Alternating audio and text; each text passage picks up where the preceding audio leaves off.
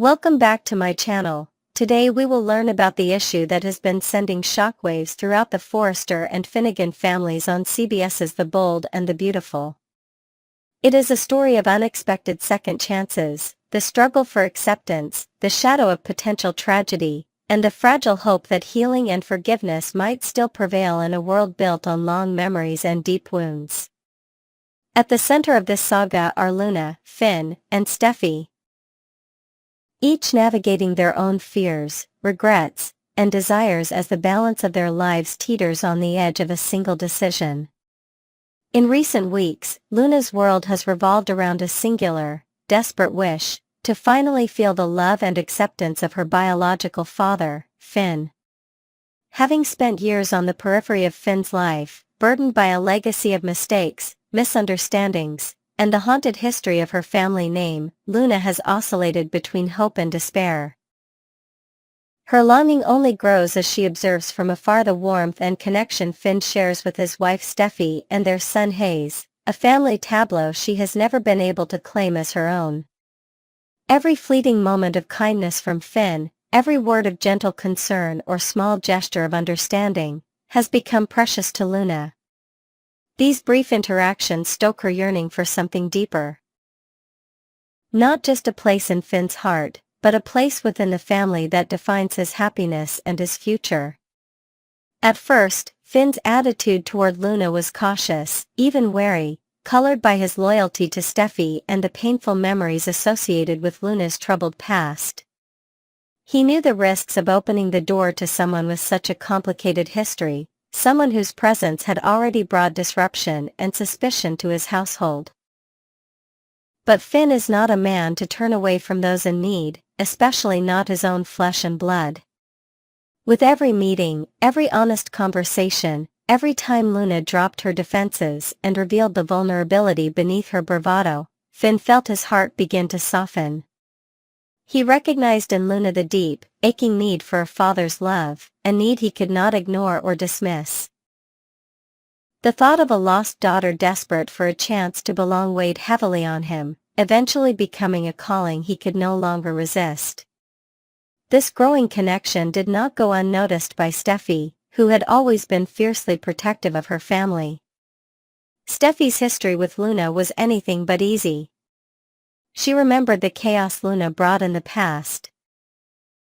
Her reckless decisions, her manipulative tendencies, the lingering suspicion that she might revert to old, destructive patterns if given the chance. Steffy had always drawn a hard line, determined to shield Finn and Hayes from any threat, real or perceived, that Luna might pose. Her refusal to let Luna back into their lives was rooted not in cruelty, but in a protective instinct honed by years of hardship and heartbreak. But Finn, unwilling to give up, approached Steffy with quiet determination. He pleaded with her to see Luna through new eyes, to recognize the pain and loneliness behind her mistakes. He explained how every person deserves a second chance, how Luna, despite her flaws, was still a young woman whose entire future could hinge on the forgiveness and acceptance of those around her. Finn's words were gentle but persistent, laced with the urgency of a father's heart aching for reconciliation. He reminded Steffy that their own family had survived the darkest storms not by shutting each other out, but by opening their hearts even when it seemed impossible. Steffy's initial reaction was one of resistance. She was not ready to welcome Luna back into their lives, let alone allow her close to Hayes. The memories of the past felt too raw, the risks too great. Yet as Finn continued to speak, as he recounted his growing empathy for Luna and his belief that she was capable of change, something within Steffy began to shift.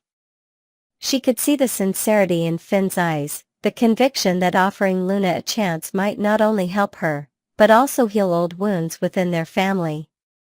Steffy's mind raced with conflicting thoughts. Could she really trust Luna not to repeat the mistakes of the past? Was it possible that the very thing she feared, letting Luna close, might be the only path to peace for everyone involved? As Steffy wrestled with her doubts, Luna herself was standing on the edge of a precipice. For weeks, Luna had carried a secret darkness within her, a plan forged in her lowest moments, fueled by fear, rage, and a crushing sense of rejection. In her desperation to gain Finn's attention and remove Steffy as an obstacle, Luna had sought out a stranger in a shadowy corner of the city and purchased a handgun. It was an act born of hopelessness, a belief that if she could not have what she wanted by earning it, she might take it by force. Luna's thoughts grew increasingly clouded with paranoia, each imagined slight from Steffy turning into a justification for her drastic plan. She convinced herself that violence might be the only way to change her fate. Yet as the days passed and Luna watched Finn struggle to bridge the chasm between her and Steffy, something inside her began to thaw. She saw in Finn not just the father she longed for, but a man of integrity and compassion, a man who would be devastated by further tragedy. Luna's conscience warred with her desperation. She clung to the hope that, somehow, reconciliation might still be possible. The gun, once a symbol of her resolve, became a haunting weight in her possession, a constant reminder of how close she was to making a decision she could never undo. The turning point arrived at Il Giardino, a place so often at the crossroads of Los Angeles drama. Steffy, finally swayed by Finn's appeals and her own emerging empathy, sought Luna out and asked to speak privately. Their meeting was tense at first, Luna defensive and wary, Steffy guarded but not hostile. In a moment of unexpected candor, Steffy admitted that while she could never forget the pain Luna had caused, she could not deny that Luna was still young, still deserving of a chance to build a new life. Steffy explained her decision. From now on, Luna would be free to see Finn and Hayes without restriction. She would be welcome, not as an enemy, but as a member of the extended family, so long as she respected the boundaries and worked to earn their trust. Luna was stunned, overcome by a tidal wave of gratitude and disbelief. The words she had waited so long to hear were finally spoken, not as a reward for manipulation or violence, but as a gift of forgiveness and hope. Tears welled in her eyes as she thanked Steffy, struggling to articulate the depth of her relief. In that moment, the darkness that had threatened to consume Luna receded. She understood, with sudden clarity, that love and acceptance could never be forced or stolen. They had to be given freely, and she had almost destroyed any chance of ever receiving them. After their conversation, Luna returned home and stared at the gun she had hidden away. All of the pain, fear, and anger that had driven her to such an extreme now seemed like a distant nightmare. She realized that the only way forward was to let go of the weapon, and everything it represented. With resolve, Luna dismantled the gun, carefully disposing of each part so that it could never be used to hurt anyone, including herself. The act was both symbolic and literal, a farewell to violence, a step toward redemption. In the weeks that followed, Luna's life began to change. With Steffy's blessing, she became a more regular presence in Finn's world and even developed a tentative, awkward bond with Hayes. Finn watched this transformation with cautious optimism, relieved to see Luna embracing her second chance. Steffy, though still wary, took comfort in the fact that her decision had prevented tragedy and given everyone the possibility of healing. The journey was far from easy. Luna had to work tirelessly to rebuild trust, both within herself and with those around her. She faced skepticism, judgment, and the ever-present temptation to fall back into old habits. But for the first time, she had a clear path forward, one built on honesty, humility, and a genuine desire to be better. Finn and Steffy, too, discovered new strengths within themselves as they navigated the delicate balance between forgiveness and vigilance, compassion and caution. The shadow of what might have been, a family destroyed by violence, a future lost to rage, served as a constant reminder of how close they had come to disaster.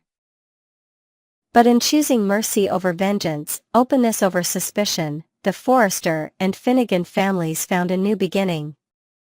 Next, We're diving deep into the swirling drama surrounding Taylor Hayes on The Bold and the Beautiful, unpacking her recent behavior, the fiery fan reactions, and the tangled web of her past romantic entanglements.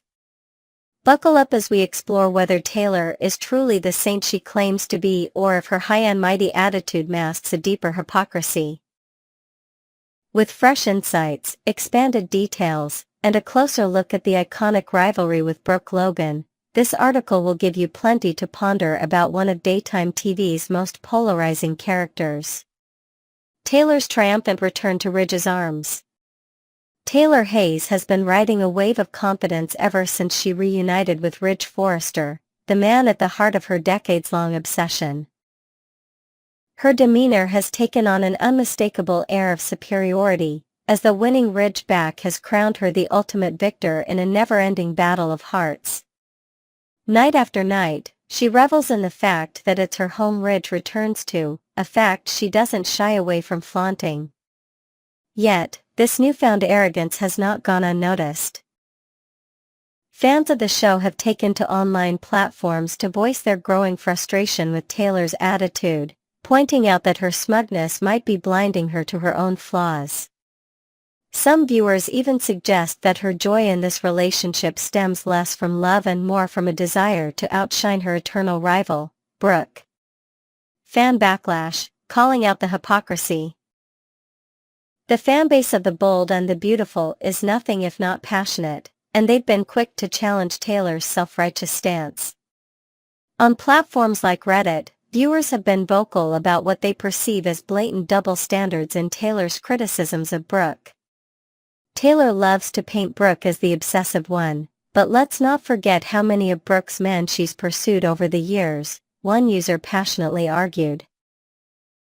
The list of shared romantic interests is lengthy and includes not only Ridge but also Nick Marone, Storm Logan, and even Rick Forrester, Brooke's own son. Fans argue that Taylor's history shows a pattern of entanglement with the same men Brooke has loved, which raises questions about who is truly fixated on whom. This ongoing tug-of-war over lovers paints a picture of rivalry that is as much about personal vendettas as it is about romance. A checkered past under the microscope. Delving deeper into Taylor's storied history on the show, fans have unearthed a laundry list of questionable decisions that clash with her current moral posturing. Taylor acts as though she's above reproach, but her past tells a different story, one longtime viewer noted. They pointed to early betrayals, such as cheating on her husband and concealing it for years, as well as tragic accidents like running over Darla with her car under distressing circumstances. Another dark chapter recalled by fans is the moment she shot Bill Spencer, an act that shocked viewers and cemented her as a character capable of extreme actions. She's quick to judge Brooke for lacking morals, but Taylor's own track record is just as messy, if not messier, another fan chimed in.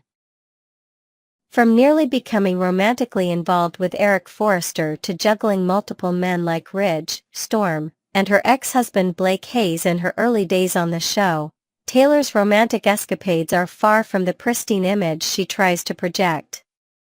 The Brooke obsession, who's really to blame? At the core of this drama lies the question of obsession.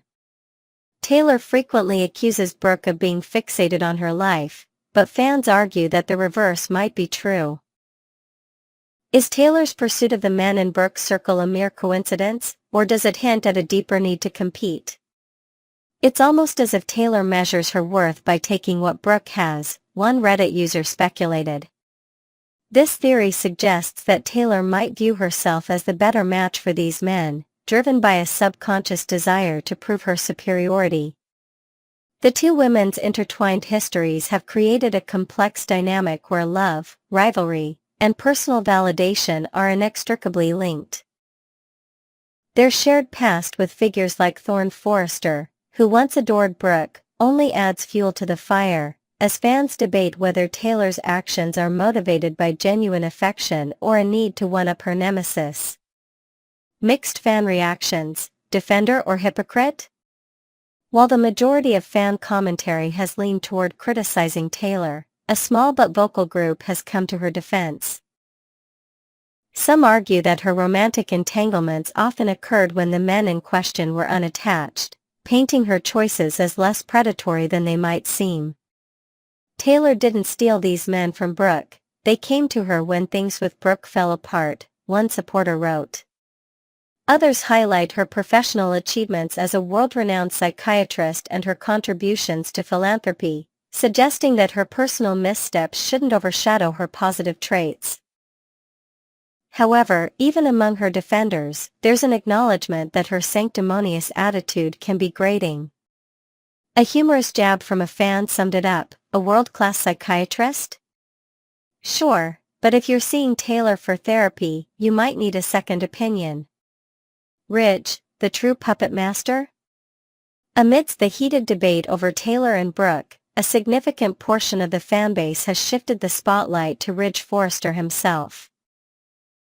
Many argue that he is the real orchestrator of this toxic love triangle, playing both women against each other for his own gratification. Ridge isn't a victim of destiny, he's a man chasing thrills, one Redditor insightfully pointed out. According to this perspective, Ridge gravitates to Brooke when he craves excitement and passion, only to retreat to Taylor's more stable embrace when Brooke's fiery nature becomes too much to handle. This endless cycle of indecision keeps both women tethered to him, fueling decades of heartbreak and rivalry. Fans are left wondering if Ridge's inability to commit fully to either woman is the true root of the conflict, making him the ultimate villain of this saga. Taylor's legacy, saint or sinner? As we reflect on Taylor Hayes' journey on the bold and the beautiful, it's clear that her character is a fascinating blend of virtue and vice. Her accomplishments as a psychiatrist and her moments of genuine care for others paint her as a woman with depth and compassion. Yet, her romantic history, marked by betrayal, rivalry, and impulsive decisions, reveals a more flawed and human side. The fan reactions underscore this duality. While some see her as a hypocrite who hides behind a facade of morality, others believe her past mistakes don't define her present worth. One thing is certain. Taylor's story is far from over, and her dynamic with Brooke will continue to captivate viewers. Whether she's walking on moral high ground or stumbling through the same pitfalls as her rival, Taylor remains a central figure in one of daytime television's most enduring feuds.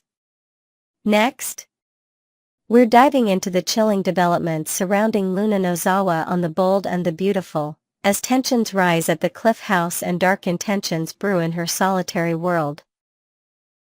Join us as we explore the outrage of Steffy, Finn, and Ridge over Luna's audacious return, unpack the unsettling implications of her recent actions, and delve into the dangerous undercurrents threatening the Forrester family. With expanded details, fresh perspectives, and intriguing new elements, this article will keep you on the edge of your seat as we navigate the latest chapter of this gripping saga. Shock and disgust at the Cliff House. The atmosphere at the Cliff House is thick with disbelief and anger after Luna Nozawa brazenly showed up, acting as though she belonged in the sacred space of Steffy and Finn's home. Steffy, still reeling from the encounter, can't help but vent her frustration, labeling Luna as not just delusional but dangerously unhinged. Her words paint a vivid picture of Luna's tearful pleas hiding a sinister core, a darkness that Steffy insists is undeniable. Finn, equally disturbed, refuses to entertain the notion that Luna has undergone any genuine transformation. He expresses deep regret that Steffy had to face such an intrusion alone and makes a heartfelt promise to shield their children from Luna's influence at all costs. As they share a comforting embrace, Ridge Forrester enters the scene, his brow furrowed with concern. "Is everything all right?" he probes, sensing the tension in the air. Steffy's curt response, "No, Luna was just here," sets the stage for a heated discussion about the audacity of Luna's uninvited visit and the emotional toll it has taken on the family. Ridge's fury and a united front against Luna. Ridge's reaction to the news of Luna's appearance is one of barely contained outrage as he questions Steffy about her well-being. Though physically unharmed, Steffy admits to feeling deeply unsettled and irritated by Luna's gall and seeking another chance. The trio quickly agrees that Luna must be barred from their lives permanently, with Ridge passionately declaring that she needs to accept this harsh reality once and for all. Finn clarifies that he has done nothing to encourage Luna's misguided hopes of reconciliation, emphasizing his commitment to his family. Ridge, his voice laced with disdain, labels Luna as a tangible threat to their safety, a sentiment Steffy echoes with a grim prediction that it's only a matter of time before Luna's unpredictable nature leads to another dangerous outburst. Their shared resolve to keep Luna at bay is palpable, as they brace themselves for whatever she might attempt next in her desperate bid for relevance in their lives. A controversial pardon sparks outrage. As they settle into a somber conversation, Ridge unleashes a tirade against Bill Spencer, whose influence seemingly secured Luna's controversial pardon from legal consequences.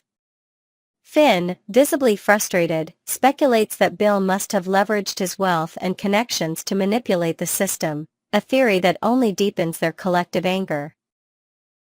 Steffy calls the pardon a gross injustice, not only to the victims of Luna's past actions but to society as a whole, as it undermines the very principles of accountability. Ridge turns to Finn, seeking his stance on the matter, and Finn doesn't hesitate to assert that Luna belongs behind bars, where she can't pose a threat to anyone. Determined to fight this perceived miscarriage of justice, Ridge reveals that their legal team is working tirelessly to challenge the pardon, hoping to reinstate consequences for Luna's actions. In a surprising twist, Ridge shares a recent incident involving Elector Forrester, who encountered Luna at Il Giardino. According to Ridge, Luna issued veiled threats during the confrontation, but Sheila Carter, of all people, intervened to protect Electra, adding a layer of complexity to the already volatile situation.